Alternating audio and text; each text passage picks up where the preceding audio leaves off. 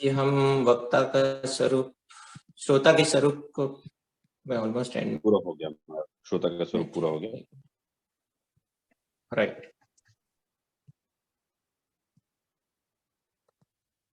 तो इसमें आखिरी में श्रोता के स्वरूप में आया था कि जो हमारा भला होगा ऐसी बुद्धि से जो शास्त्र सुनते हैं तो उनको पुण्य का बंध होता है, लेकिन यहाँ जो आत्म कल्याण की बुद्धि से जो शास्त्र सुनते हैं उनको ही महंत पना पाया जाता है, उनको ही सही श्रोता है।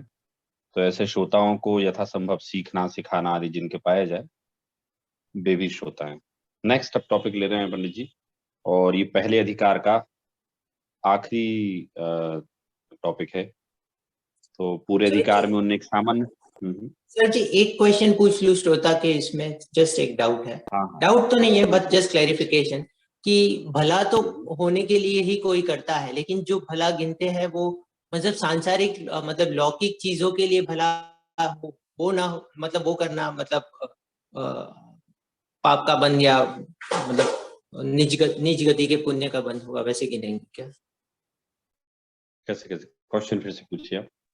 मैं ये पूछ रहा था कि हमने ऐसे कहा कि जो मतलब कोई ऐसे माने कि भला होने वाला मतलब होने के लिए मैं ये शास्त्र को पढ़ रहा हूँ, तो वैसे तो हम देखेंगे तो सब भला ही करने के लिए कर रहे हैं, राइट? क्योंकि संसार में हमको मतलब जान के मतलब शास्त्रों को पढ़ के मतलब आगे ही बढ़ना है, लेकिन यहाँ खुद के लौकिक कार्य के भला करने के लिए या फिर कोई प्रॉफिट करने के लिए या वैसा भला गिने तो उसको पाप का बंध गिनेंगे, राइट? हाँ, यहाँ ये कह रहे हैं ना कि वो कोई अपने महंत पने के लिए, है ना, कोई श्रोता मान लो सभा में, जैसे मैं बाहर कई जगह जाता हूँ तो मैंने बताया था लास्ट टाइम आपको कि मैं जहाँ जाता हूँ तो वहाँ के ट्रस्टी जो लोग रहते हैं वो रात को मीटिंग करके मुझे बता देते हैं कि वो अमुक अमुक ऐसे 2 4 5 लोग हैं जो कि आपसे क्वेश्चंस करेंगे या आपकी किसी बात को गलत सिद्ध करने की कोशिश करेंगे। आप विचलित नहीं होना, वो हर एक के साथ ऐसे ही करते हैं क्योंकि उनको, वो यहाँ रहते हैं तो उनको ये बताना है कि हम बड़े हैं, महान हैं, तो वो मुझे ऐसी भूमिका बता देते हैं। हर जगह ऐसा होता है, मतलब मैक्सिमम जगह जहाँ मैं जाता हूँ तो पहले एक दिन मीटिंग होती है, फिर वो एक पर्सन का नाम बताते हैं और फिर वैसा रखा जाता है। तो पंडित जी कह रहे हैं कि कोई महंत पने के लिए लोभ के वशीभूत होकर अगर कोई शास्त्रों का अध्ययन करे तो उसे तो पाप का ही बंध होता है। तो फिर कैसा श्रोता होना चाहिए? जिसको सबसे पहले और आखिरी मतलब एक ही काम हो उसका, आत्म कल्याण की बुद्धि हो, शास्त्रों को जैसी पद्धति है वैसी समझे और उसकी बुद्धि आत्म कल्याण की हो। अब आत्म कल्याण की बुद्धि में उसको सीखना सिखाना समझाना ये भी आ जाए तो भला ही है, परंतु उसकी जो बुद्धि होना चाहिए, बुद्धि तो पूरी आत्म कल्याण की ही होना चाहिए। देखिए, जिनवाणी समझना ऐसे देखें तो इतना आसान काम भी नहीं है। जिन श्रोता की पंडित जी यहाँ बात कर रहे हैं वो श्रोता भी बड़े समझदार श्रोता की बात कही है यहाँ पंडित जी ने। जिनवाणी नयात्मक है, विभिन्न प्रकार की अपेक्षाओं से बात कही जाती है और वो बात समझने की बुद्धि पैदा होना, वो जो श्रोता है इनका, पंडित जी का श्रोता है, बहुत समझदार है, उसमें प्रत्येक नए को प्रत्येक चीज को समझने की बुद्धि है। तो उन्होंने हमें भी कहा कि भाई महंत पने के लोभ से, लोभादिक के लोभ से, मान से, महंत पने के कारण से कोई अगर शास्त्र को सीखता है तो उससे पाप का ही बंध होता है। तो श्रोता ऐसा होना चाहिए जो आत्म कल्याण का उद्देश्य रखे, आत्म कल्याण का भाव रखे, ऐसा श्रोता होना चाहिए। तो श्रोतापना शोभा को प्राप्त होता है।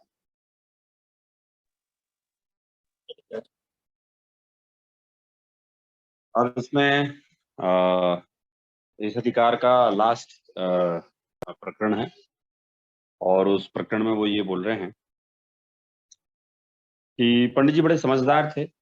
वो जैसे मैंने बताया ना कि मैं जहाँ जाता हूँ तो मुझे अलग अलग प्रकार के लोगों के बारे में बता दिया जाता था पहले। तो पंडित जी ने देखा कि आगे कोई उनके इस मोक्ष मार्ग प्रकाशक ग्रंथ पर कोई क्वेश्चन उठा सकता है, अज्ञानी, ज्ञानी तो नहीं उठाएगा ऑफ कोर्स। तो फिर उनने पहले अधिकार की जो भूमिका जमाई, उस पहले अधिकार की भूमिका के आखिरी में उन्होंने कह दिया कि मैंने इस ग्रंथ का नाम मोक्ष मार्ग प्रकाशक क्यों रखा। तो इसमें 2-4 बड़े इंटरेस्टिंग क्वेश्चंस भी उठाएंगे पंडित जी, कि भाई किसी को ऐसा प्रश्न होता है तो उसका समाधान ऐसा है। ये यूनिक पद्धति जो है टोडरमल जी ने इसको विकसित किया है कि एक वर्चुअल श्रोता बनाया उनने। हो सकता है स्वभावतः उनकी सभाओं में ये प्रश्न पूछे भी जाते हों, मतलब जो उन्होंने प्रश्न यहाँ रखे हैं तो संभवतः उनकी सभाओं में ये प्रश्न उनसे पूछे गए हों और उन्होंने धैर्यपूर्वक उनका उत्तर भी दिया हो।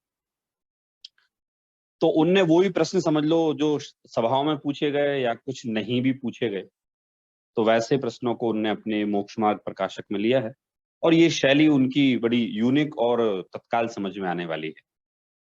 तो अब यहाँ करें मोक्ष मार्ग प्रकाशक ग्रंथ की सार्थकता अर्थात मीनिंगफुलनेस ऑफ मोक्ष मार्ग प्रकाशक शास्त्र।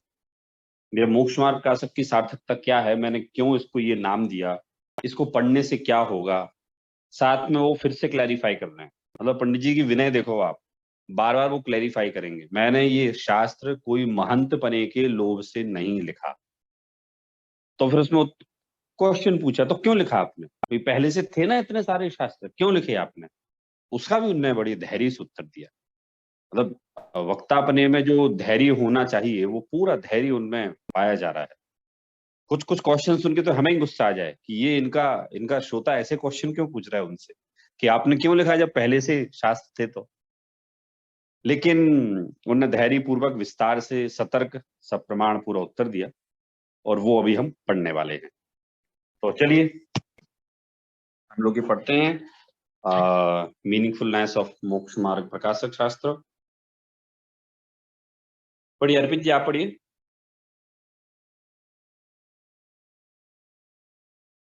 जी Saurabh ji. Now starts the composition of the Shastra named Moksha Marga Prakashak. Its meaningfulness is being discussed.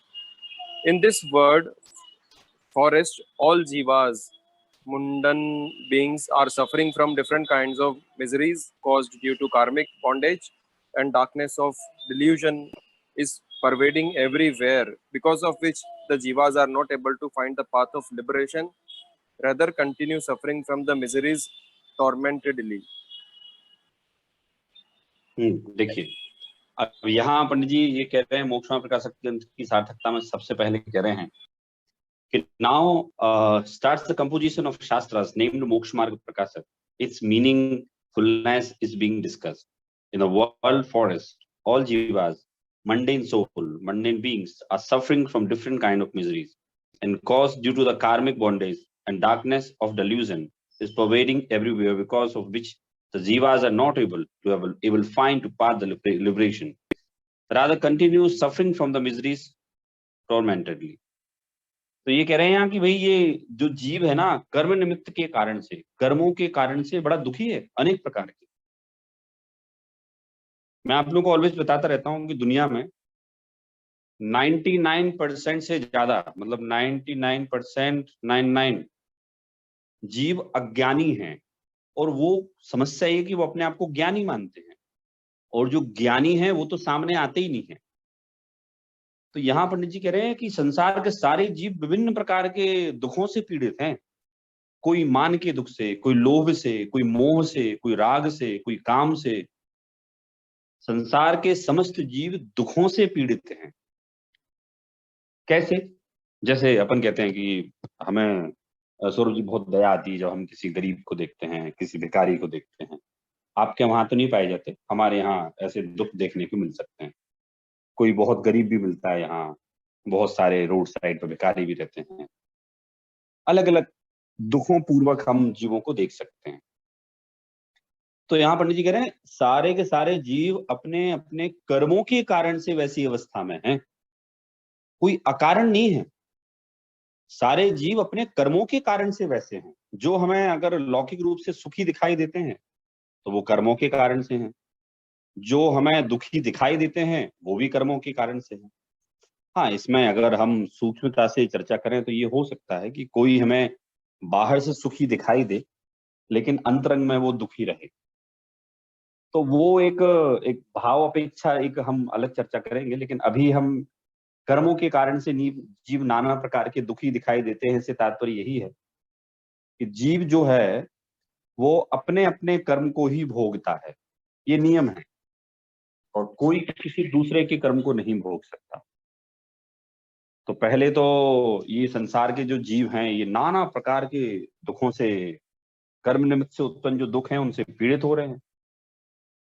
अब वहां जो समस्या है उस दुख, और साथ में ये भी कि उनको कोई मार्ग नहीं मालूम, क्योंकि वो यहाँ लिखा darkness of delusion is pervading everywhere, मिथ्यात्व के अंधकार से व्याप्त हो रहे हैं। वो क्या करें, वो मुक्त होना चाहते हैं लेकिन अज्ञान है।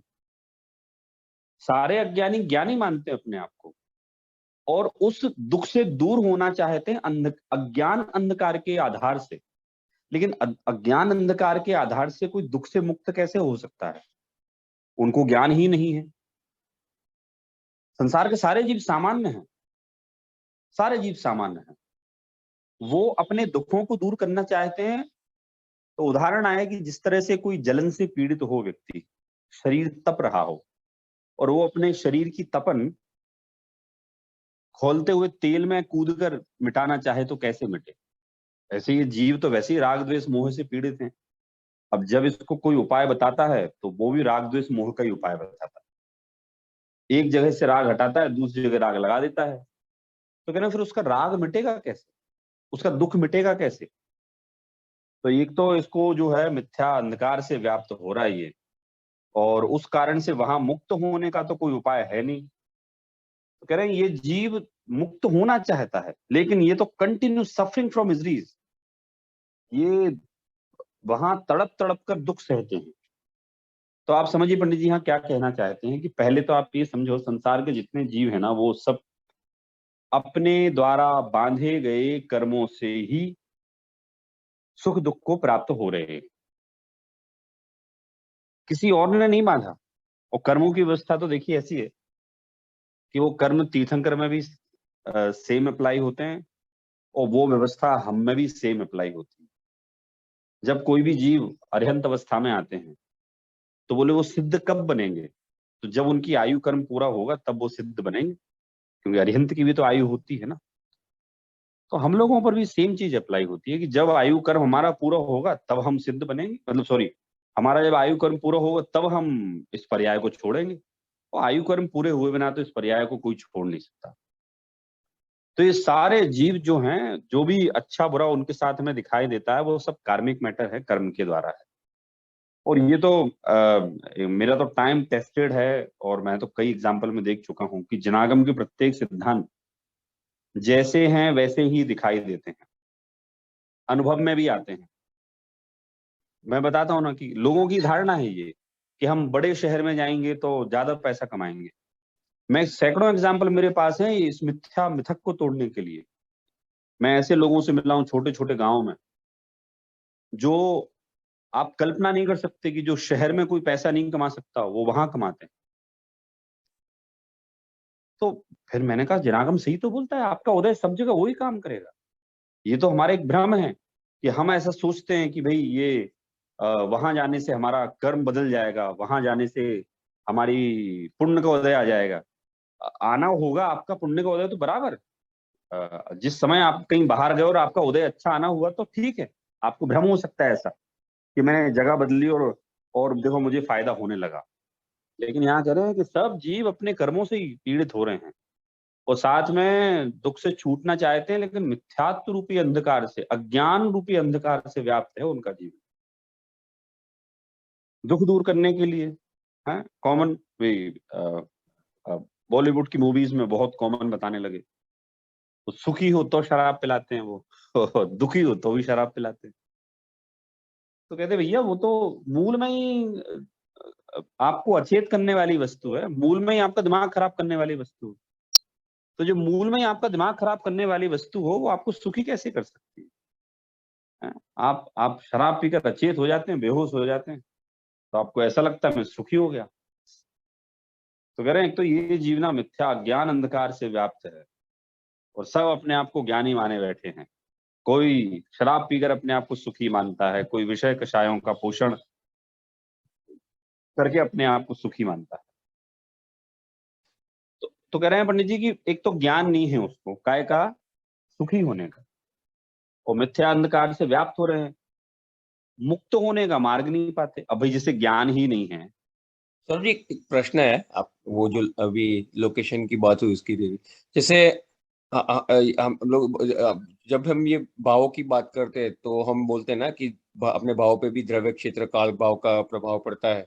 और जैसे अगर हमारे भाव बहुत विचलित हो रहे हैं और अगर मंदिर चले जा रहे हैं, लाइक मंदिर में हम इसीलिए, और हमें कहा जाता है कि आप जैसी आराधना मंदिर में कर सकते हो ऐसी आराधना घर पे नहीं होती, क्योंकि मंदिर का वो वातावरण ही अलग होता है। तो वो काल काल का और लोकेशन का, क्षेत्र का और उसका प्रभाव रहता है ना। एक नौ नौ नौ कर्मों का भी एक अपने कर्मों पे प्रभाव रहता है, नहीं नहीं, तो यहाँ जिसकी वजह आपने से कर्मों वाली बात नहीं है, यहाँ ये कह रहे हैं वो सॉरी भावों वाली बात नहीं, यहाँ ये कह रहे हैं आपका उदय, जहां आपका उदय तो सब जगह सेम काम करेगा ना। आयु कर्म ऐसा नहीं है कि मैं यहाँ से कोई दूसरे गांव चला जाऊं, शहर चला जाऊं तो वहां बढ़ जाएगा और यहाँ मेरा घट जाएगा। आयु कर्म तो हाँ सब जगह सेम काम करेगा। रही हाँ आप जो भाव वाली बात बोल रहे हो तो बिल्कुल ऐसे ही कहा जाता है कि भाई जिन मंदिर में जो हमारे वहां के निमित्त से जो भाव होते हैं वो और कहीं नहीं हो सकते। हाँ लेकिन एक ये भी है कि अगर किसी जीव का पाप क्रोध इतना तीव्र हो कि वो स्थान भी निमित्त ना बने, हाँ उसकी वेदना इतनी ज्यादा हो, उसका हाँ। क्रोध भाव, मान नहीं, भाव, लोभ भाव, ओ, काम भाव इतना तीव्र हो, तो यहाँ मैं पंडित जी कह रहे हैं कि कर्मों के कारण से ये जीव दुखी हो रहे हैं। हाँ हाँ बोलिए, आप बोलिए।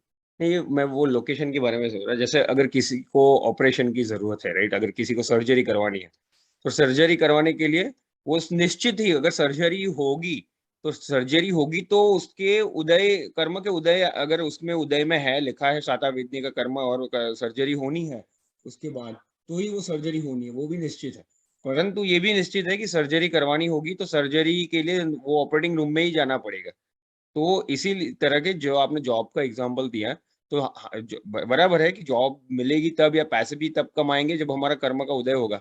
परंतु जैसे हर एक चीज का एक लोकेशन होता है, राइट, जैसे हर एक इंडस्ट्री के, जैसे देखा जाए तो जैसे यहाँ पे न्यूयॉर्क है, वहां पे मुंबई है, वो फाइनेंशियल हब माना जाता है। वैसे हर एक इंडस्ट्री के कुछ लोकेशन रहते हैं, राइट, कि वहां पे ही अगर कोई वो इंडस्ट्री में है तो उसको वहां पे मिलने जॉब मिलने की संभावना ज्यादा है वर्सेस और लोकेशन। कि जैसे अगर मैं न्यूयॉर्क का ट्रेडर बनना चाहूँ, लाइक जैसे वॉल स्ट्रीट का ट्रेडर, तो यहाँ पे तो ये वो होता है कि उन लोगों को वो स्टॉक एक्सचेंज पे ही बैठना पड़ता है, राइट। तो उसको उनको ऐसा नहीं है कि वो घर बैठे बैठे कर पाएंगे या और सिटी में रह के कर पाएंगे। तो कहने का मीनिंग ये है कि लोकेशन की भी अपनी एक महत्ता है ना, और वो बाह्य का जो नौ कर्म है वो भी अपने कर्मों को प्रभावित करता ही है ना। तो लोकेशन डज़ मैटर, राइट। अपना कर्म, ऐसा हम ऐसा नहीं कह सकते ना कि सिर्फ मेरा कर्म होगा तो मुझे जॉब यहाँ पे बैठे-बैठे मिल जाएगी। वो लोकेशन का मिलना, जैसे हम ऑपरेशन के लिए सर्जरी रूम में जाते हैं, सर्जरी करवाने के लिए ऑपरेशन रूम में, वैसे ही इम्पोर्टेंट है ना। जॉब मिलना नहीं, आप समझिए। आ, हमें जितने द्रव्य का मिलना हमारे उदय में निश्चित है, ठीक है, वो द्रव्य हमें ऐसा भ्रम हो सकता है कि हमें वहां जाएंगे तो द्रव्य ज्यादा मिलेगा, लेकिन हमारा उदय में अगर अधिक द्रव्य का मिलना है तो वह हमें किसी भी स्थान में मिल सकता है। इवन भर्तृहरि ने एक श्लोक लिखा है, ये तो नीति शतक है, अपना कोई जैन कवि नहीं है। भर्तृहरि बहुत फेमस नीति शतककार हुए हैं संस्कृत साहित्य के। तो उन्होंने क्या लिखा है, उनने थोड़ा भगवान पे आरोप किया है। यद धात्रा निज भल्ल पट्ट लिखितम स्तोकम महद्बाधनम तन प्राप्नोति मरुस्थले नितराम मेरौ ततो नाधिकम। वो कहते हैं जितना विधाता ने आपके भाग्य में लिख दिया है उससे अधिक आपको सुमेरु पर्वत पर भी नहीं मिलेगा और जितना मिलना है उतना आपको रेगिस्तान में भी मिल जाएगा। यहाँ अपन को स्थान के निमित्त से कोई प्रॉब्लम नहीं है। हम तो यहाँ क्या कह रहे हैं, पंडित जी यहाँ कह रहे हैं प्रत्येक जीव अपने कर्म के अनुसार ही सुखी दुखी हो रहा है। तो मैंने जो यहाँ कहा कि किसी जीव के उदय में जितने धन का उदय है, वो उदय उसका सब जगह वो ही काम करेगा। हमें ऐसा भ्रम हो सकता है कि उस स्थान पर जाएंगे तो वहां ज्यादा रहेगा, इस स्थान पर जाएंगे तो ज्यादा रहेगा। जैसे अभी एक अमेरिका की आपने कंपनी सुनी होगी जोहो, वो एक्चुअली इंडिया की कंपनी थी क्योंकि इंडियन फाउंडर है। तो उनने तो और क्या किया, उनको पूरे वर्ल्ड से विरोध आया जोहो से। जोहो कंपनी जो काफी अच्छी कंपनी है, इसमें सॉफ्टवेयर बनाती है। तो उनने क्या किया, तमिलनाडु के जिस गांव से वो गए थे ना, अपनी कंपनी का एचओ वहां डाल लिया उन्होंने, न्यूयॉर्क से। सबने खूब विरोध किया, आप कंपनी बंद हो जाएगी, बर्बाद हो जाओगे, ये हो जाओ। कंपनी चल रही, बढ़िया रेवेन्यू आ रहा है उसका, और वो भाई बढ़िया साइकिल पे देखो आप उस पे। तो खैर वो एक एग्जाम्पल है, लेकिन मैं तो अपनी रियल लाइफ में भी एग्जाम्पल देखता हूँ। नहीं, मगर सौरभ जी अगर ऐसे, वो तो उनकी तो खुद की कंपनी थी और उन्होंने कर दिया। लेकिन जैसे फॉर एग्जांपल हम अगर ऐसा सोचे, राइट, कि मुझे कहीं पे भी जॉब करने नहीं जाना है, मुझे घर पे बैठ के जो मुझे जॉब देगा तो मैं लूंगा, और जितना मेरा कर्म का उदय होगा उतना आना होगा उतना आएगा। तो ऐसा सोच के बैठेंगे तो हम कोई जॉब ही का 95%, 99% जॉब तो कर ही नहीं पाएंगे ना। बिफोर पेंडेमिक तो हम एक भी जॉब नहीं कर पाते, क्योंकि ऐसा तो होता नहीं कि घर पे बैठ के आपको कोई जॉब दे। तो लाइक ऐसा सोचना कि सिर्फ कि हाँ नहीं, मुझे मेरा कर्म तो मैं कुछ भी करूं, मेरा कर्म उदय में आएगा ही आएगा उस तरीके से, और मुझे मिलेगा ही। तो ये सोचना सम्यक है क्या? हाँ हाँ, देखिए इसमें ऐसा है कि यहाँ पुरुषार्थहीनता की बात नहीं है, लेकिन हमारी जो स्थान को लेके, व्यक्तियों को लेके आकुल व्याकुलता होती है ना, हाँ तो वो आकुल व्याकुलता कैसे जाएगी? अगर हाँ हमें कर्मों का सिद्धांत ना हुआ तो हमारी आकुल व्याकुल तो निरंतर बनी रहेगी। कभी हमें हाँ लगा कि भाई चलो वहां चलें, वहां ज्यादा कमाएंगे, वहां चलें तो वहां ज्यादा कमाएंगे, वहां चलें तो वहां ज्यादा कमाएंगे। फिर कोई बोलेगी भाई उस कंपनी में काम करो, आपको पता है कि वो ऐसा काम करती है जो मैं नहीं कर सकता, लेकिन वहां ज्यादा कमाएंगे। तो हमें ये विश्वास रखना पड़ेगा कि कर्म के उदय में मैं कहीं भी काम करूं, हमारे अंतरंग में क्या आकुल व्याकुलता होती है। आज भाई जैसे क्यों लोग भागते हुए घूमते हैं यहाँ से वहां, इसलिए कि हर व्यक्ति को क्या लगता है, प्रत्येक व्यक्ति को, कि भाई मेरा उदय वहां बदलेगा।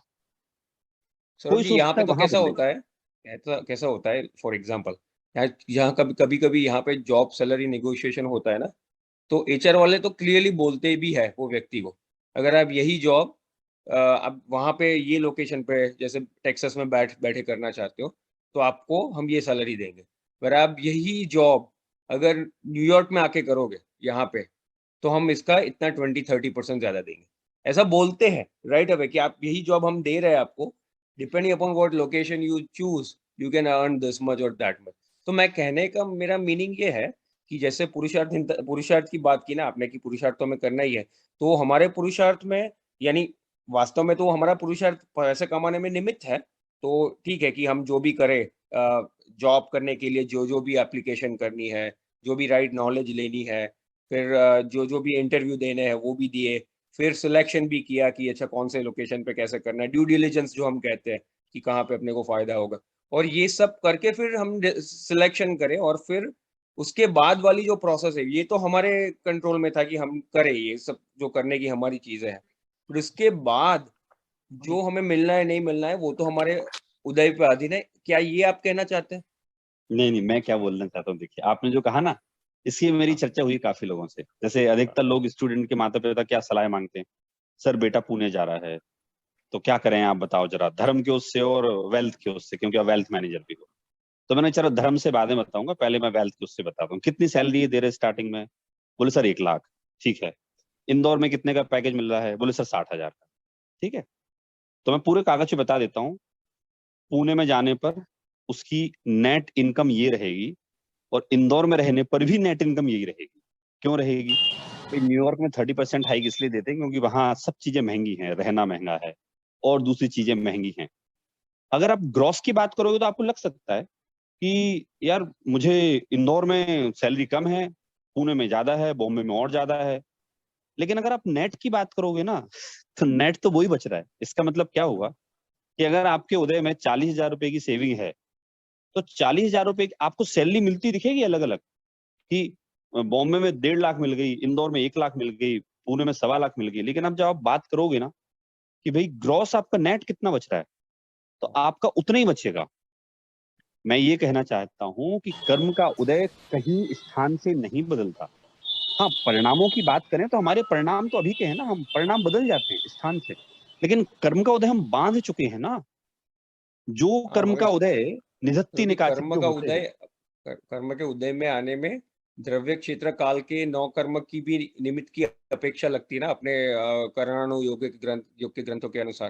तो कुछ चीजें ऐसी होती है कि कुछ क्षेत्र में आके उसका निमित्त उदय में उसका वो उदय में आता है। नहीं नहीं नहीं नहीं नहीं, तो ऐसा नहीं, सुनिए, निधत्ति निकाचित कैटेगरी के जो समझ लो कर्म होते हैं ना, वो तो आदिनाथ को नहीं छोड़ा उन्होंने, क्योंकि वो तो नहीं, आप मैं सारे कर्मों की बात नहीं कर सकता हूँ। मैं ऐसा बोल रहा हूँ कि कुछ कुछ कर्मों में ये द्रव्य क्षेत्र काल भाव की भी अपेक्षा होती है, और वो कर्म कुछ कुछ कर्म क्षेत्र के कर्म कुछ क्षेत्र के कर्म में वहां पे यानी स्थान की या काल की भी अपेक्षा रखते हैं। मैंने ऐसा सुना था कहीं पे, मुझे ज्यादा इसमें रिसर्च करनी होगी। नहीं, ऐसा आप कर लीजिए, ये मैं इसमें आपको बोल रहा हूँ। मैं ऐसा नहीं है, देखिए कर्म का उदय किसी स्थान की अपेक्षा नहीं रखता, किसी द्रव्य क्षेत्र काल, हाँ बंधने में जरूर कह सकते हैं कि द्रव्य क्षेत्र काल भाव से भाव में फर्क पड़ता है, तो कर्म का बंधन वैसा होता है, लेकिन उदय कोई अपेक्षा नहीं रखता। मतलब मैं सेफली अगर मैं नहीं, मैं प्लेन में उदय की बैठा हूँ, बात कर रहा हूँ सौरभ जी। मैंने उदय के बारे में ही सुना था, इसके बारे में मैं उदय की बात कर रहा हूँ। ठीक है, कोई बात नहीं, इस पे नहीं ज्यादा देखिए, मैं पूरा एयर इंडिया रिसर्च में सफर कर रहा हूँ और आप अटलांटा में सफर कर रहे हैं। अब एयर इंडिया तो कैसी लोकल है समझ लो भारत की, तो ऐसा नहीं है कि वो मान लो कुछ होगा तो मुझे वहां कुछ नहीं होता, यहाँ कुछ हो जाएगा। वो ऐसा ही है कि भाई आयु कर्म जहाँ रहना है वहां होगा। ये हमें कर्म का सिद्धांत रखना पड़ेगा। पंडित जी तो यहाँ क्या कह रहे हैं कि सारे जीव कर्मों से पीड़ित हैं, लेकिन वो ये जानते नहीं है, दुख से छूटना चाहते हैं। तो दुख से कैसे छूटे, तो इसलिए तड़पते रहते हैं। मतलब वो ये बोल रहे हैं, तड़पते क्यों हैं जी, परेशान क्यों है। भाई आदमी इसलिए परेशान है, कभी कहता है कि ज्वाइंट फैमिली में सुख है, कोई पहले ज्वाइंट फैमिली में सुख था, फिर कहता है नहीं अकेले रहने में सुख है, फिर अकेले भी रहने लगता है, तो फिर वहां भी सुख नहीं है। तो वो तो ये कहना चाहते हैं कि भाई सारे जीव सुख का सही मार्ग नहीं जानते, कर्मों के कारण से पीड़ित हैं, ज्ञान है नहीं, सुखी होना चाहते हैं। तो वो ये बोल रहे हैं कि मैंने मोक्ष मार्ग प्रकाशक ग्रंथ क्यों लिखा है, मैं उनको सुखी होने का मार्ग बताना चाहता हूँ। ये जो अज्ञान से पीड़ित जीव है ना, ये अज्ञान से पीड़ित जो जीव हैं, मैं उनको सुखी होने का मार्ग बताना चाहता हूँ। और ये अपने आप में एक दुख है, पता है। जैसे अभी आपने जो चर्चा की ना, ये खैर आपका क्वेश्चन नहीं है, ये मेरी सारी क्लासेस में होता है और सब में यही चर्चा चलती है कि नहीं सर वो हमने देख लिया, हम इंदौर में हमें कम पैकेज मिला, वहां ज्यादा मिला। मैंने कहा देखो वेल्थ मैनेजर हूँ मैं, और मुझे पता है कि ग्रॉस इनकम और नेट इनकम में क्या अंतर होता है। और मेरे पास कई एग्जाम्पल हैं। मतलब एक अपने सिद्धार्थ जैन है, कभी आप लोग आएंगे तो मिलाऊंगा उनसे मैं। तो यूएस में आए थे वो 45 लाख का जॉब छोड़ के बहुत पुरानी बात होगी। तो बोले पापा से बस अब मेरे को भारत आना है, मेरे को नहीं करना। अरे बोले क्या बात कर रहे हैं, सपना है? तो बोले 2011-12 की बात होगी, लोगों का सपना है यहाँ तो, नहीं मुझे आना है। ठीक है भैया, आ गए। तो सबने डिसीजन गलत बोला, क्यों आ गए भाई तुम यहाँ, यहाँ तो कोई देगा ही नहीं तुम्हें, वो 11-12 में तो पॉसिबल ही नहीं था देना। लेकिन आज वो करोड़ों रुपए महीने कमा रहे हैं।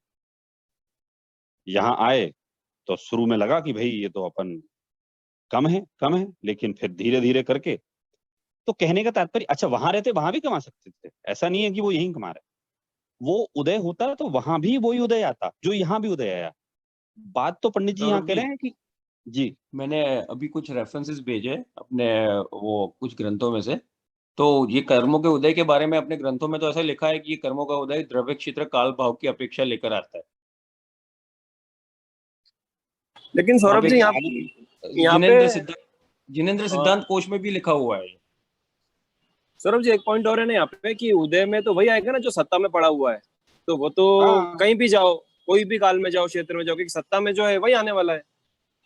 ऐसा नहीं है, बराबर। ऐसा नहीं है। मैं यही कहने का ट्राई कर रहा हूँ कि जैसे हमारे भाव बदलते हैं, कुछ कुछ कर्म ऐसे होते हैं जो उस तरह ही आते हैं जब वो आते हैं, परंतु उसमें द्रव्य कर्म के उदय में आने में द्रव्य क्षेत्र काल भाव की भी अपेक्षा रहती है, और वो ग्रंथ में लिखा है। अभी अब जब रेफरेंस शेयर करेंगे लेकिन ना आई तो मुझे आई थिंक वो बहुत नॉमिनल होगा, क्योंकि ऐसा अगर हम पढ़े लिखे नेग्लिजिबल में होगा। भी ना पंडित कह जी सकते। मैं एक सावधानी आप सबको बता देना चाहता हूँ। आप जो प्रेरित जी रेफरेंस निकालते हैं ना, ये रेफरेंस जो है ना, अपन को इनका पूरा विषय पढ़ना पड़ेगा पहले तो। पूरा हाँ, विषय नहीं इसलिए मगर पढ़ना पड़ेगा क्योंकि वो किस मैं इसी अपेक्षा से हैं, कहाँ हैं, कैसे हैं, वो पूरा समझना इसलिए आवश्यक है। मैं क्योंकि इसीलिए अगर बोल रहा हूँ उसको कि हम एक लाइन में ऐसा कह देंगे ना कि द्रव्य क्षेत्र काल भाव की कोई अपेक्षा नहीं रहती, कर्म को दे तो जो आना है वो आना है, तो वो सिद्धांत विरुद्ध हो जाएगा। मैं इतना ही कहना चाह रहा हूँ कि हम ऐसा एब्सोल्युटली हम नियम बना लेंगे ना कि कर्म को दे तो कुछ नहीं अपेक्षा रखता, वो तो बस जहाँ आना ही है, द्रव्य क्षेत्र काल भाव की कोई अपेक्षा नहीं है, तो वो सिद्धांत विरुद्ध स्टेटमेंट हो जाएगा। मैं इतना ही कहना चाह रहा हूँ। तो हम हाँ जो देखिए, भी बोले समझे तो थोड़ा हम आगे पीछे का सिद्धांत का ध्यान रख के हम इसका निर्णय करें तो ज्यादा अच्छा रहेगा। बराबर। देखिए जैसे कुंजन, कैन यू शेयर 1 मिनट जो मैंने अभी शेयर किया? देखिए, मैं आप लोगों को 2 चीजें बता रहा हूँ, आप लोग सदैव याद रखिए, है ना?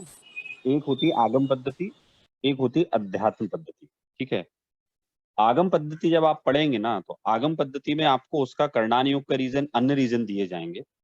और जब अध्यात्म पद्धति में कहा जाएगा, तो ऐसा कहा जाएगा कि आत्म द्रव्य के अलावा कोई और वस्तु काम की है ही नहीं। आपको करने योग्य जो काम है, केवल एक यही काम है और सब बेकार है। संसार में कोई आपका नहीं। ये अध्यात्म पद्धति है। आगम पद्धति ये बोलती है कि भाई, आप अभी व्यवहार नए से जो है, केवली भी आपको सम्यक्त प्राप्त करा सकते हैं, व्यवहार नए से केवली भी आपको उपयोगी है। तो ऐसे ही कर्म जो सत्ता में आपके पड़े हैं, वो कर्म सत्ता में पड़े हैं, और वो कर्म जहां भी रहोगे वहीं उदय में आएंगे।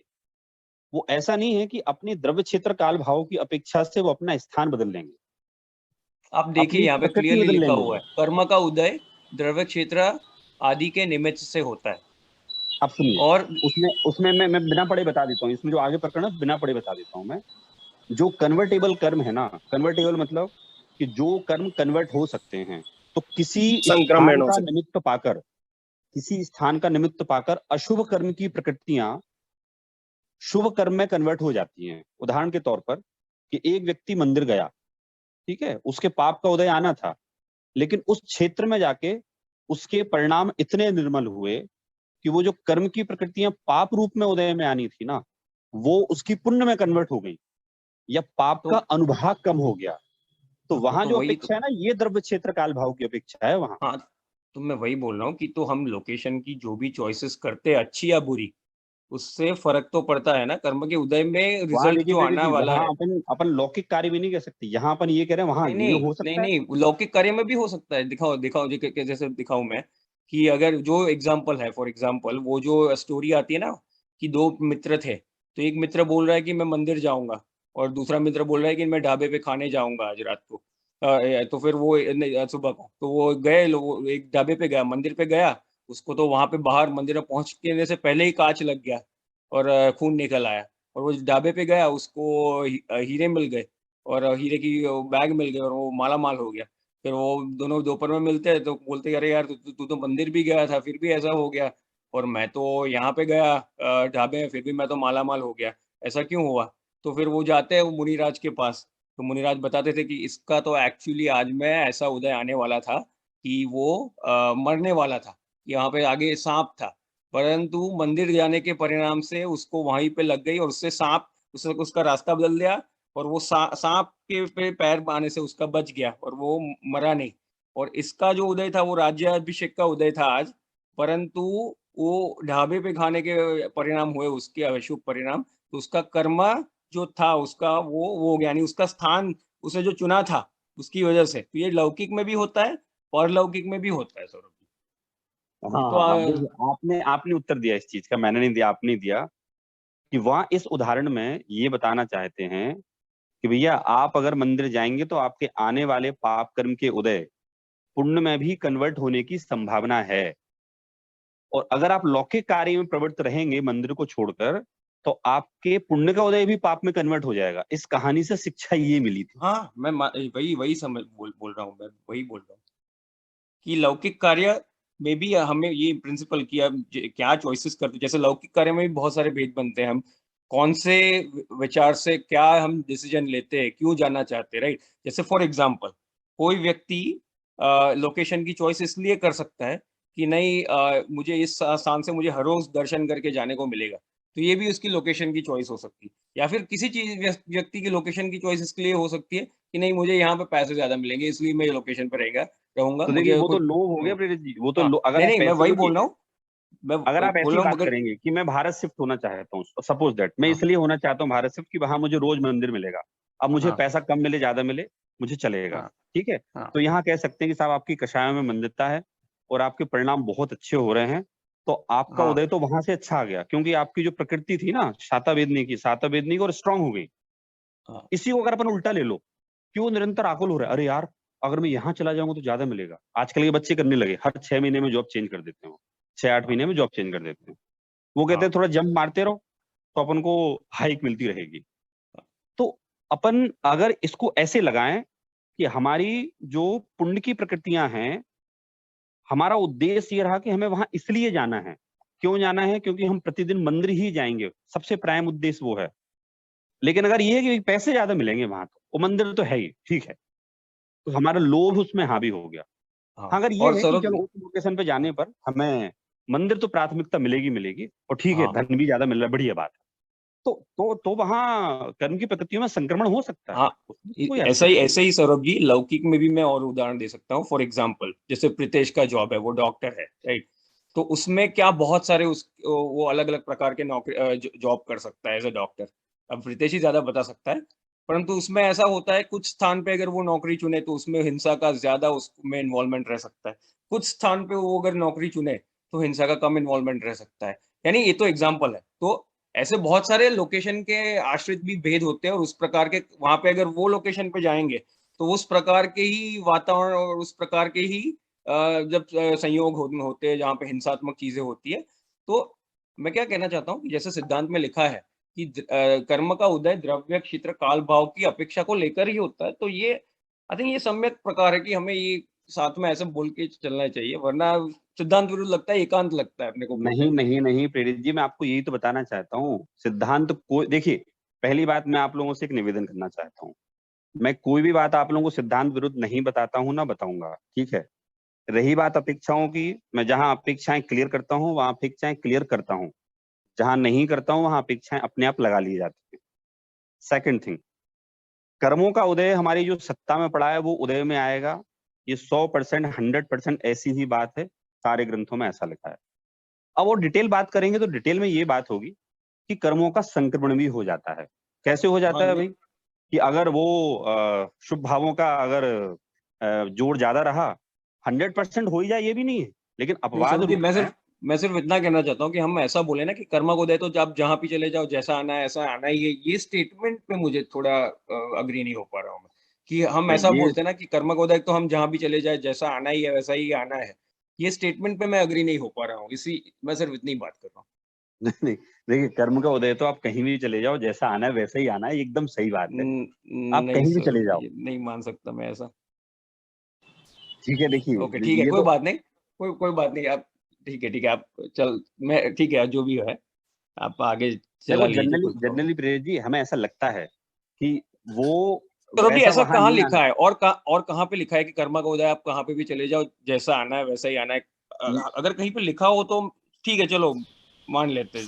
फिर ऐसा अपन देख सकते हैं ना सौरभ जी, विदेश क्षेत्र में भी रहते हैं लेकिन अच्छी जगह है, फिर भी कर्म का उदय तो आता ही है ना, वहां पे भी कहाँ छोड़ता है। हाँ, उस कैसे कर्मों का उदय कहाँ आ सकता है, वो वेरिएशन की कहाँ मनाही है। मैं इतना कह रहा हूँ कि हर एक जीव का इंडिविजुअल जो कर्म का उदय जो लेके आता है, वो शास्त्रों में तो ये लिखा है कि वो द्रव्य क्षेत्र काल भाव की अपेक्षा पूर्वक आता है, वो ऐसा लेकिन वो लिखा है कौन कहीं से वहां पे। कॉन्टेक्स्ट में लिखा है उसका बहुत नॉमिनल हाँ तो शायद चल, परसेंटेज है। थोड़ा चर्चा करनी चाहिए ना हमें, ऐसा डायरेक्टली बोलने से पहले कि नहीं वो कुछ कर द्रव्य क्षेत्र काल्पाव की कोई अपेक्षा नहीं रहती, ऐसा बोलने से पहले थोड़ा हमें कॉन्टेक्स्ट पे उस पे भी चर्चा कर लेनी चाहिए आई थिंक, तो सर्वांग अपना निर्णय बनेगा, वन साइडेड निर्णय नहीं बनेगा वरना। और अभी तक तो मुझे ऐसा एक भी स्टेटमेंट नहीं मिला है, अगर हो तो अच्छा है, ठीक है, मैं वो देखना चाहता हूँ कि ऐसा कहाँ लिखा हो कि आप कहीं पे भी चले जाओ, कर्मों का उदय जैसा आना है ऐसा आना है, ऐसा मुझे इसी एक में भी आएगा, जगह ऐसा। इसकी घोषणा पे कैसा कि दूसरे अधिकार में आएगा। इसमें ही पढ़ लेंगे अपन। ठीक है कोई बात नहीं। सौरभ जी, एक चीज थी इसमें, क्षेत्र का बदलना भी तो फिर कर्मों के ऊपर ही डिपेंड है। जैसे प्रेरित कह रहे हैं कि कर्मों का उदय जो क्षेत्र है उसके हिसाब से आना है, तो जब क्षेत्र बदलना होगा तो वो भी मेरे हाथ में थोड़ी ना है। जब कर्मों का उदय आएगा तो क्षेत्र भी बदल जाएगा। यहाँ हम लोग ध्यान से सुनिए, हम लोग यहाँ क्रमबद्ध पर्याय की चर्चा नहीं कर रहे हैं हम लोग, ठीक है। हमारा प्रकरण क्रमबद्ध पर्याय का नहीं है। यहाँ पंडित जी ने ये कहा कि सारे जीव अपने अपने कर्मों से पीड़ित हो रहे हैं, सुखी दुखी हो रहे हैं, और उन कर्मों को बदलना चाहते हैं। वो मिथ्यात्व अंधकार से व्याप्त हैं, तो दुख तो दूर कर नहीं पाते, दुख दूर नहीं कर पाते, अज्ञान अंधकार के कारण से वो दुखी होते रहते हैं। वो ये बता रहे हैं यहाँ कि कर्मों के उदय से सारे जीव पीड़ित हैं, उनको अज्ञान है, और उस अज्ञान से वो उदय दूर करना चाहते हैं। तो कैसे होगा वो? क्योंकि कर्म तो जिसका आना है वो आएगा, और इसकी कर्तृत्व की, एकत्व की, भोक्तत्व की जो मान्यताएं हैं, उसके कारण से, अज्ञान पने के कारण से दुखी रहता है ये। और देखिए प्रेम जी, आपकी कोई शंकाएं मैं निराधार नहीं बोलता हूं, शंकाएं एकदम सही हैं, लेकिन हम जो पढ़ रहे हैं, हम जो समझ रहे हैं ना, वो सारी अपेक्षाओं से कथन है, ठीक है। और यहां भी उन्होंने कहा कि भाई अज्ञान अंधकार से व्याप्त हैं, और अज्ञान अंधकार से व्याप्त होने के कारण वो जीव दुखी हैं, क्योंकि उपाय उनको मालूम ही नहीं है। तो अब मैं ये ग्रंथ लिख रहा हूं और इस ग्रंथ की क्या सार्थकता वो बताने वाले हैं। ठीक है, क्लियर है सब लोगों को?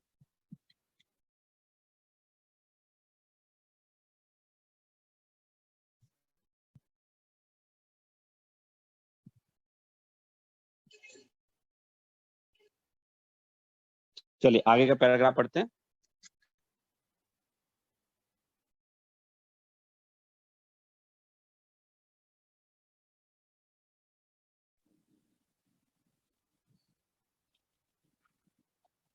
कौन सा पैराग्राफ पढ़ना है सर जी? ये पढ़ना है second paragraph. As an instrumental, sir. अच्छा, मैं पढ़ूं? पढ़िए। As an instrumental cause of benefaction of all such jeeves, dawned the sun.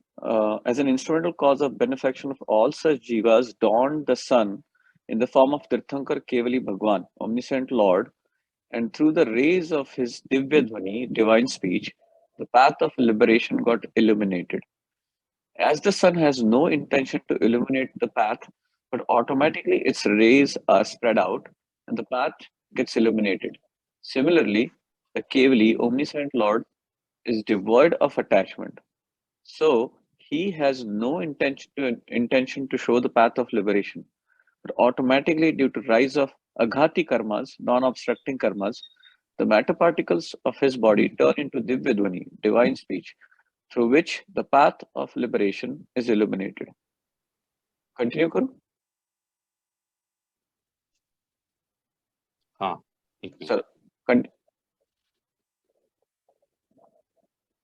तो देखिए इसमें आगे कह रहे हैं कि ऐसे जीव को भला होने के कारण, मतलब पहले तो ये बता रहे हैं कि भाई सारे दुखी हैं। अब भाई क्या हुआ कि जो जीव हैं वो तीर्थंकर रूपी सूर्य का तो अस्त हुआ उनको, तो तीर्थंकर रूपी सूर्य का दिव्य ध्वनि के द्वारा वहां मोक्ष मार्ग का प्रकाशन किया गया। अब इस सूर्य की अर्थात तीर्थंकर भगवान की ऐसी कोई इच्छा नहीं थी कि मैं मोक्ष मार्ग को प्रकाशित करूं, परंतु उसकी सहज किरणें फैलती हैं। तो एक उसका भी उदाहरण आया कि जिस तरह से जो मेघ होते हैं, तो मेघ अपनी बिना इच्छा के जिस तरह से पानी बरसाते हैं और उनकी किसी प्रकार से कोई लोभ नहीं होता, सारे जीवों को समान देखते हैं, इसी तरह से केवली भगवान की दिव्य ध्वनि जो भव्य जीव होते हैं उनकी योग्यता से स्वतः खिलती है। तो ये बता रहे हैं कि मोक्ष मार्ग प्रकाशक ग्रंथ मैंने क्यों लिखा कि पहले तो एक जो जीव हैं नाना प्रकार से अज्ञान से पीड़ित हो रहे हैं वो, और अज्ञान से पीड़ित होने के कारण से वो जीव दुखी हैं और दुख से दूर होना चाहते हैं वो। अब यहाँ कह रहे हैं कि वो पहले मोक्ष मार्ग का प्रकाश कैसे था, मोक्ष मार्ग का प्रकाश कैसे था? तो मोक्ष मार्ग का प्रकाश ऐसे था कि तीर्थंकर रूपी सूर्य का उदय था। तीर्थंकर रूपी सूर्य का उदय था, और तीर्थंकर रूपी सूर्य का उदय होने के कारण से उनकी दिव्य ध्वनि खिलती थी। वो दिव्य ध्वनि जो थी वो दिव्य ध्वनि सहज में प्रकाशित होती थी। कब प्रकाशित होती थी?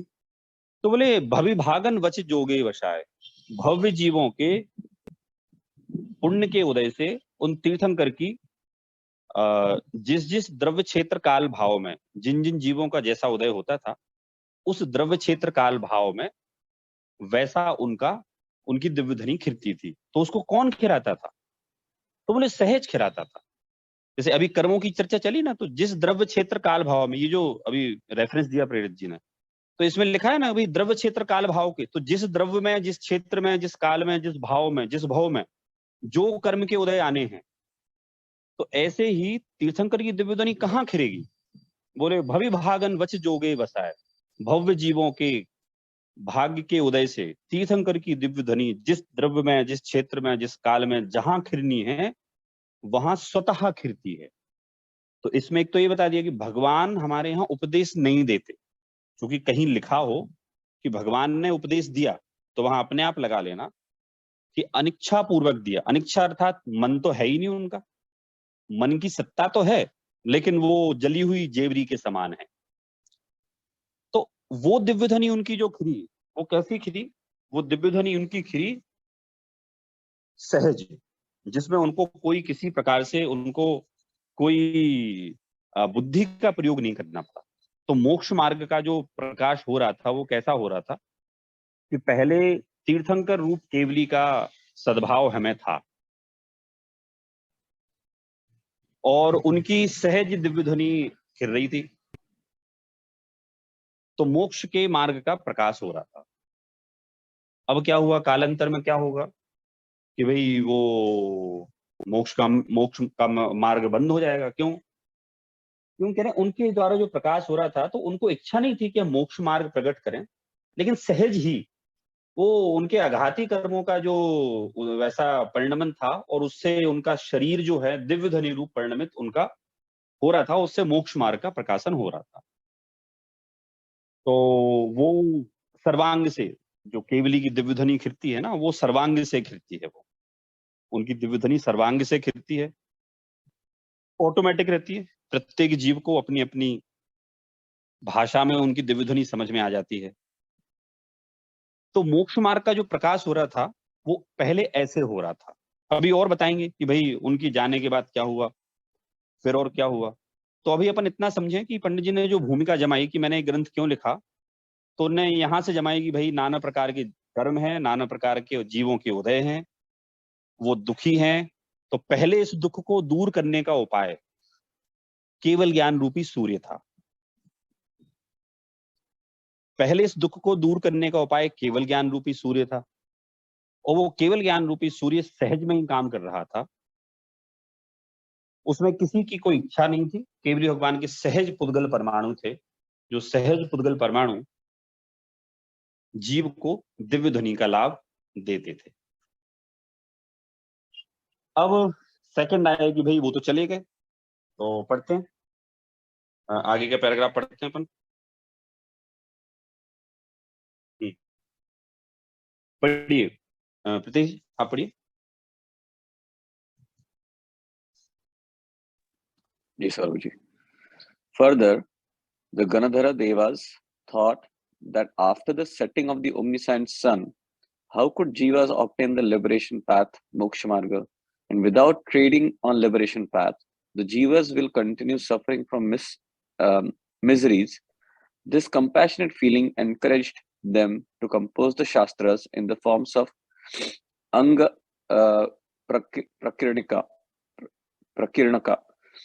etc. These served as great lamps from which spread the light. Further, should I continue, Saurabh? हाँ पढ़िए। As the tradition of lamps continues by lighting the lamp from the other lamp, similarly, some acharyas, chief saints, compose other shastras from those shastras. Thus, through the creation,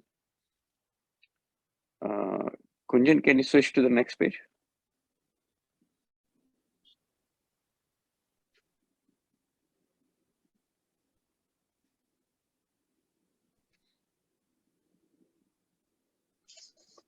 Creation of Shastras, the tradition of Shastras continues.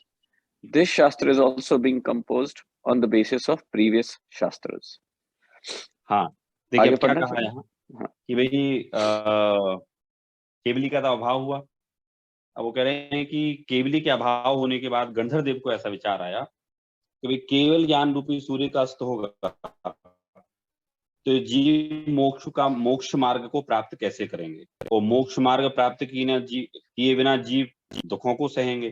तो उनको ऐसी करुणा बुद्धि हुई जिसके कारण से उनने अंग आदि बनाए, अंग प्राकीर्णक जो हम लोग पढ़ते हैं वो बनाया। तो इस प्रकार से महान दीपक का उद्योत किया। उद्योत मतलब जलाया। तो इनने देखिए पहले क्या कहा, केवल ज्ञान तो सूर्य है, और केवल ज्ञान जो सूर्य है उसमें संसार के सारे पदार्थ, जिस तरह से सूर्य समस्त संसार को प्रकाशित करता है, इतनी वस्तु की अवस्था जानता है। और उनने अपनी दिव्य ध्वनि में सारे तत्व को बताया। तो सारे तत्व को बताकर अब उनका तो अस्त हो गया। सुना किन्ने, समझा किन्ने? ये समझने की सामर्थ्य गणधर देव आदि की थी, गणधर देव की थी, आप यूं समझ लो। तो गणधर देव ने कहा कि भाई अब केवल ज्ञान रूपी सूर्य का जब अस्त होगा तब जो जीव दुखी होंगे तो उनके दुख को दूर करने का उपाय कैसे मिलेगा, कहाँ मिलेगा? तो कहा कि भाई अब उनने बड़े दीपक का उद्योत किया। तो जो अंग आदि है ना, ये सूर्य नहीं है, ये तो दीपक हैं। ये तो बड़े दीपक को उनने जलाया। गणधर देवादिक ने बड़े दीपक को जलाया। फिर कहा कि भाई अब दीपक से दीपक जलाने की परंपरा जल रही थी। तो दीपक से दीपक जलाने की परंपरा कैसी रही, इसके लिए देखो आपको थोड़े से ओल्डन डेज में ले चलता हूँ कि पुराने समय में क्या होता था कि आप यूं समझो माचिस और लाइटर भी नहीं होते थे। तो माचिस लाइटर नहीं होने की स्थिति में एक शहर नगर के बीचों बीच ना ऐसा कंडों का एक पूल बना होता था। जो कंडे होते थे ना, एक गड्ढा बना होता था बड़ा, उसमें 24 घंटे अग्नि जलती थी। उसको सुरक्षित भी रखते होंगे, मतलब वो पानी आने पे बुझे ना, कुछ ऐसा था व्यवस्था। तो वो लोग वहां से फिर अपना जाते थे और अपनी थोड़ी सी अग्नि ले आते थे, अपना दीपक जला लेते थे। अगर वहां कोई नहीं भी जाए तो एक कोई अग्नि लेके आ गया, तो एक कोई अग्नि लेके आ गया तो उसी अग्नि से वो पड़ोसी दीपक जला लेगा, उसके पड़ोस में जो रह रहा है उस पड़ोस से दीपक जला लेगा। तो ऐसे दीपक जलाने की परंपरा, दीपक से दीपक जलाने की परंपरा प्रवर्तमान थी। तो दीपक से दीपक कैसे कि एक आचार्य ने शास्त्र लिखे, उनके शास्त्र को पढ़कर दूसरे ने उनकी बात को और सरल किया, दूसरे ने उनकी बात को और आगे बढ़ाया। दीपक से दीपक जलाने की जो परंपरा थी वो आचार्यों से आचार्यों ने ग्रंथ बनाए, फिर उनने अन्य ग्रंथ बनाए। और वो ये कह रहे हैं, ये उदाहरण ने क्यों दिया, मैं भी कोई मन से ग्रंथ नहीं लिख रहा हूं, मैं भी उसी बगल वाले दीपक से दीपक जला रहा हूं। मतलब मेरे पास ही वही अग्नि है जो अग्नि नगर के मध्य में जलती थी ना, जिससे वो उनने दीपक जलाया, मैं भी उसी अग्नि से दीपक जला रहा हूं।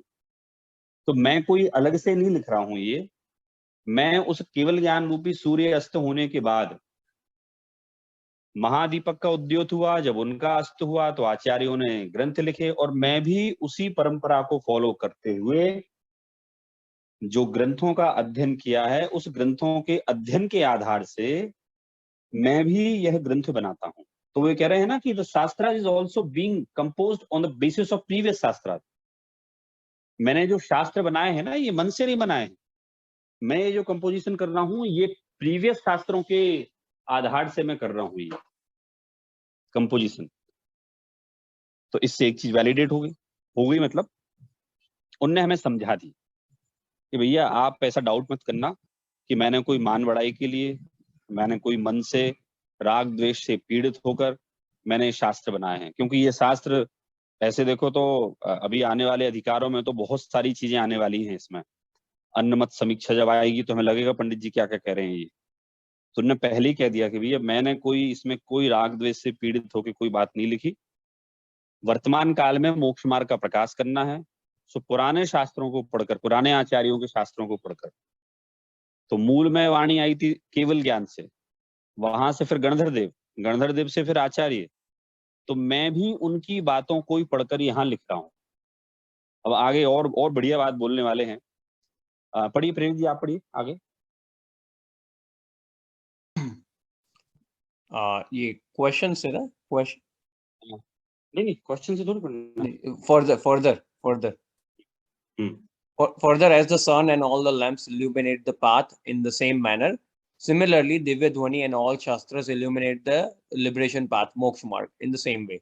So this Shastra too illuminates the liberation path, and as even on illuminating the path, the persons who are either without eyes or have diseased eyes are not able to see the path, but lamp has not lost the power of illuminating the path.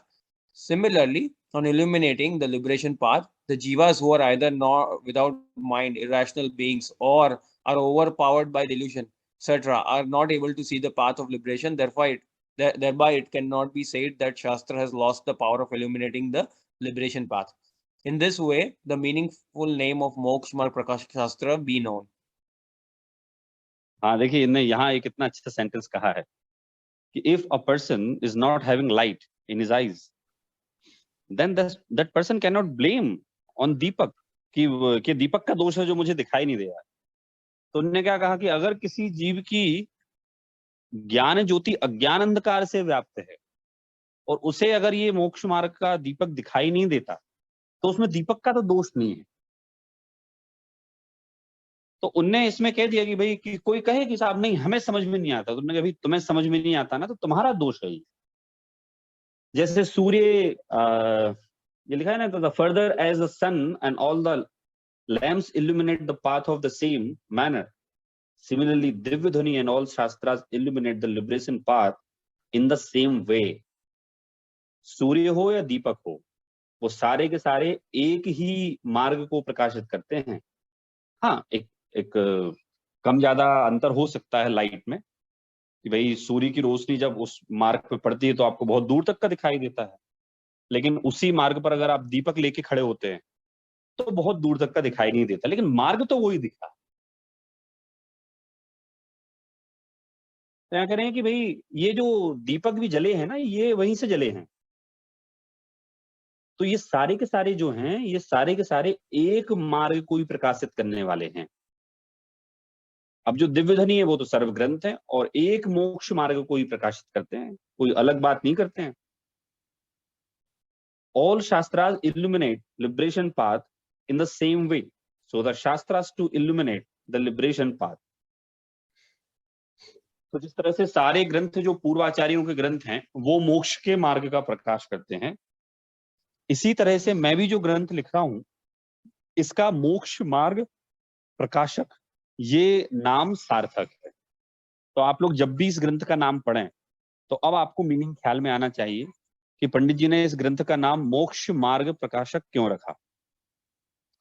इसलिए रखा है क्योंकि पूर्व आचार्यों ने जिन ग्रंथों को लिखा उन आचार्यों की प्रकाशक पने की परंपरा, उसी दीपक से ये दीपक जला है। तो इस ग्रंथ में पंडित जी ने कोई अलग से कुछ नहीं बताया है। उद्देश्य एक है, वीतरागता पैदा करना, अज्ञान अंधकार को दूर करना, दुख से दूर होने का उपाय बताना। अब इतने पर भी अगर कोई दुख से दूर होने का उपाय ना समझे तो उन्होंने कह दिया कि साहब इसमें दीपक का कोई दोष नहीं है, इसमें दीपक का दोष नहीं है, आपकी आंखों में कुछ गड़बड़ है। तो मोक्ष मार्ग प्रकाशक 3 शब्द हैं जो कि इन्होंने यहां क्लियर कर दिए, मोक्ष मार्ग और प्रकाशक। मोक्ष के मार्ग को प्रकाशित करने वाला जो शास्त्र है वो है मोक्ष मार्ग प्रकाश। सब लोगों को समझ में आ गया ग्रंथ का नाम यहां क्लियर किया पंडित जी ने अधिकार के आखिरी में। जी सर। अब तो जब भी कोई पूछे आपसे कि मोक्ष मार्ग प्रकाशक, इसका इवन मैं अगली बार आप लोगों से एग्जाम भी लूंगा, आप लोग बताएंगे मुझे क्या क्या पढ़ा इसमें हमने। And even the illuminating the path, the person who are either without eyes or have diseased eyes are not able to see the path, but the lamp has not lost the power of illuminating the path. तो भाई जैसे मार्ग को प्रकाशित करने पर भी अगर कोई नेत्र रहित और नेत्र के विकार सहित कोई व्यक्ति को मार्ग नहीं सूझता, तो उससे दीपक का तो कोई दोष नहीं है, उसके तो कोई मार्ग के प्रकाशक पने का अभाव नहीं हुआ। आपको अगर मार्ग दिखाई नहीं देता तो वो आपका दोष है, आपकी आंखों में दोष है या दिखाई नहीं देता। तो ऐसे ही जो ज्ञान रहित जीव हैं, यहाँ लिखा सिमिलरली ऑन इल्यूमिनेटिंग द जीवास who are either without mind irrational being are not overpowered by the delusion, are overpowered by delusion, etc., are not able to see the path of liberation. Thereby, it cannot be said that the Shastras has lost the power of illuminating the liberation path. भाई अगर आप अज्ञान सहित हैं, मिथ्यात्वादी विकार सहित हैं, और आपको अगर मोक्ष मार्ग नहीं सूझता, तो इसमें ग्रंथ की कोई गलती नहीं। ग्रंथ में तो मोक्ष मार्ग प्रकाशक पने का अभाव नहीं है। तो इस पैराग्राफ में आप यूं समझिए कि पंडित जी ने 2-3 सूचनाएं दी हैं कि भाई अगर आचार्यों ने जो ग्रंथ लिखे हैं वो ग्रंथ आपको समझ में नहीं आते हैं या आप उससे कुछ गलत अर्थ लेते हैं, उसमें ग्रंथों का कोई दोष नहीं है। आपको अपना अज्ञान अंधकार दूर करना पड़ेगा। उदाहरण दिया कि भाई अगर आपको दिखाई नहीं देता है तो दीपक को ब्लेम मत करो, आपकी आंखों में कोई प्रॉब्लम है। तो ये समझ लो एक मैसेज है, इस ग्रंथ को लेकर भी है, और साथ में जनागम में जो अन्य ग्रंथ भी जो लिपिबद्ध हैं उन ग्रंथों को लेकर भी है कि भाई अगर आपको आत्म कल्याण की बात समझ में नहीं आती तो इसमें शास्त्रों की कोई गलती नहीं है। इवन इसमें बहुत अच्छी उदाहरण भी देंगे पंडित जी कि अगर क्या बोलते वैराग्य का उपदेश देने से, संयम का उपदेश देने से अगर किसी वैश्या को बुरा लगे तो हम तो उपदेश देना नहीं बंद करेंगे। असंयमी पुरुष को बुरा लगे तो हम तो उपदेश देना बंद नहीं करेंगे।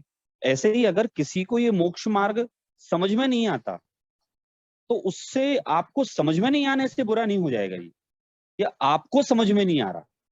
क्यों? क्योंकि आप मिथ्यात्व अंधकार से व्याप्त हैं। यहाँ शब्द है ना, मिथ्यात्व के कारण, मिथ्यात्व अंधकार से व्याप्त हैं, इसलिए आपको वो समझ में नहीं आ रहा। तो अगर आपको समझना है तो क्या करना है? तो आपको अगर मोक्ष के मार्ग का प्रकाश करना है तो हमें पहले तो अपनी बुद्धि सम्यक करनी पड़ेगी। क्योंकि अगर हमें कहीं भी पूर्वाग्रह रहा, कहीं भी हमारी बुद्धि सम्यक ना हुई, तो जनागम तो देखो बहुत सूक्ष्म है। मैं बार बार आप लोगों को बोलते ही हूँ, जनागम इतना आसान भी नहीं है समझना। जनागम बहुत सूक्ष्म है और उसकी सूक्ष्मता को सूक्ष्म बुद्धि से ही समझा जा सकता है। तो यहाँ इनने आज मोक्ष मार्ग प्रकाशक ग्रंथ की सार्थकता बताई कि भाई मैं क्यों लिख रहा हूँ। आगे 2-3 क्वेश्चन और रहेंगे, तो हम फिर अगली बार जब क्लास लेंगे तो पूरा करेंगे। और अगली बार हमारा समय सार चलेगा, तो अगली बार समय सार जो चलेगा तो हमने जो चर्चा अधूरी छोड़ी थी विकल्प निर्विकल्प की, तो वो चर्चा भी करेंगे हम, है ना, कि किस तरह से जनागम में क्या क्या आया है। मीनवाइल में 1-2 दिन में होगा तो एक आपको लेख भेजूंगा, तो आप लोग सब उसका अध्ययन कीजिए, तो हमें चर्चा करने में बड़ी सहायता मिलेगी। सौरभ जी सिर्फ 1 मिनट के लिए मैंने कभी क्वेश्चन रेफरेंस शेयर किया है, वो शेयर कर सकते हैं, पढ़ सकते हैं? आई थिंक उसमें ये कर्म के उदय के बारे में बहुत अच्छा है, यही क्वेश्चन दिया है, क्रोध कर्म का एग्जांपल लेके दिया है। Kunjan, can you share? It's 9:15. We are gonna get late. Again, I can share it. You guys can continue. But again, अपन कर्म प्रकृति को सेकंड अधिकार में भी लेने वाले। It's just the one question and an answer that you can read that quickly. Again, class is over, so technically whoever wants to leave, they can leave. पहले मैं 1 मिनट पहले ये कर लेता हूँ। मंगला निज निधि निज में बताई इसके लिए जिनावारी माँ वंदना सतबार है तीनों काल। And Kunjan, it's okay if you're leaving, I can also share. That's okay.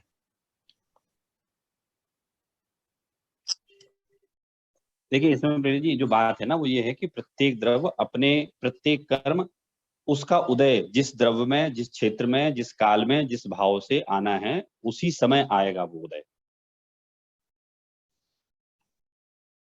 ये इसमें क्या लिखा है, ये कह रहा है कि द्रव्य कर्म के उदय से जीव क्रोध रूप होता है, ऐसा जो कथन किया है उस पर शंकाकार यह कहता है कि जब कर्म का जीव के साथ संबंध पाया जाता है तो वे कषाय रूप अपने कार्य को सर्वदा क्यों नहीं उत्पन्न करते। तो इसमें ये कह रहे हैं कि सभी अवस्थाओं में फल देने रूप विशिष्ट अवस्था को प्राप्त न होने के कारण द्रव्य कर्म सर्वदा अपने कषाय रूप कार्य को नहीं करते। तो फिर उसमें ये आगे जाके ये कहा है कि विशिष्ट अवस्था को सर्वदा प्राप्त नहीं होती, इसमें क्या कारण है उसका कथन करना चाहिए। तो वहां पे कह रहे हैं कि जिस कारण से द्रव्य कर्म सर्वदा विशिष्टपने को प्राप्त नहीं होते वह कारण प्राग भाव है, और प्राग भाव का विनाश हुए ना कार्य की उत्पत्ति नहीं सकती, और प्राग भाव का विनाश द्रव्य क्षेत्र काल भाव की अपेक्षा होता है। तो यानी कर्म जो क्रोध का द्रव्य कर्म है वो भी उदय में आ जाए तो क्रोध आ ही जाए, ये नहीं कहा है वहां पे। ये कहा है कि और भी जो कारण है जब ये मिलते हैं तब ये क्रोध का वो एक्सप्रेशन होता है, वो यहाँ पे ऐसा मुझे समझ में आता है यहाँ पे। हाँ, यहाँ मैं बता देता हूँ। ऐसा है कि क्रोध कर्म का उदय आया, जैसे हम लोग सामान्य लोग है ना, द्रव्य कर्म से भाव कर्म, भाव कर्म से द्रव्य कर्म, ये हमारे सेकंड अधिकार में पंडित जी बहुत अच्छी तरह क्लियर करने वाले हैं, फिर भी हम समझ लेते हैं। वो ये कह रहे हैं कि कोई मुनराज का उदय आया, समझ लो असाता का उदय आया, ऐसा मान लेते हैं। तो जनरली हमें क्या लगता है कि असाता के उदय में सब लोग विचलित हो जाते हैं, हम तो हो जाते हैं, आप भी हो जाते हैं, मैं भी हो जाता हूँ। लेकिन मुनराज के उदय आया, वो मुनराज के उदय आने पर भी विचलित नहीं हुए, तो क्या हुआ कि वो कर्म उदय देकर खिर गया। तो यहाँ ये कहना चाहते हैं कि द्रव्य कर्म का उदय आए, और वो ये नहीं है कि भाई वो फल देकर जाएगा ही जाएगा। वो अगर कोई पुरुषार्थी हैं, उनका चित्त समझ लो स्वामी स्थित है, वीतराग देव की भक्ति में, वाणी में स्थित है, तो वो उदय आने पर भी बिना फल दिए भी खिल सकता है।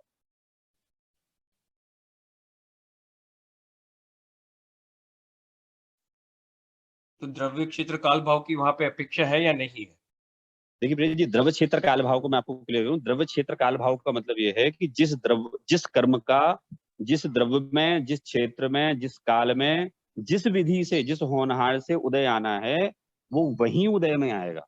नहीं सौरभ जी, ये ऐसा नहीं है यहाँ पे। लेकिन एक बात और भी है प्रेरित, ये अभाव को समझाने के लिए, प्राग भाव को समझाने के लिए भाव को, मतलब ये काल को लिया गया।